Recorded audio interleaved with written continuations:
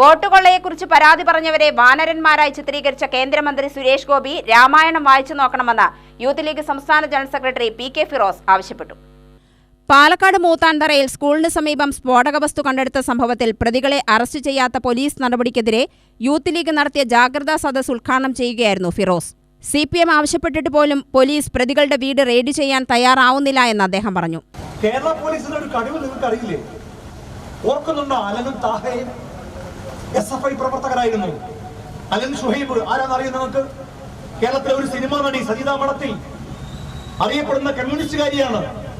ആ കമ്മ്യൂണിസ്റ്റുകാരുടെ മാതൃ സഹോദരിയുടെ പുത്രനാണ് ഈ അലൻ ഷുഹൈബ്. താഹ ആരാ? താഹയുടെ ഉമ്മ. CPMകാർ വനിതാ മതിൽ സംഘടിപ്പിച്ചപ്പോ ആ വനിതാ മതിൽ പങ്കെടുത്ത ആളാണ് താഹയുടെ ഉമ്മ. ആ രണ്ടുപേരുടെ വീട്ടിൽ നിന്ന് ചില ലഘുലേഖകൾ, നോട്ടീസുകൾ കണ്ടെത്തി എന്ന് പറഞ്ഞ് മാവോയിസ്റ്റ് ബന്ധം ആക്ഷേപിച്ച് 1 കൊല്ലം UAP ചുമത്തി ജയിലടച്ചു കേരളം ഭരിക്കുന്ന പിണറായിയുടെ പോലീസ്. ആ അലനും താഴെയും ജയിലടച്ച കേരളത്തിലെ പിണറായി പോലീസിനോട് ഞങ്ങൾ ചോദിക്കാണ്, എന്തുകൊണ്ടാണ് മൂത്താൻതറയിലെ RSSകാരെ നിങ്ങൾ ജയിലടക്കാത്തത്?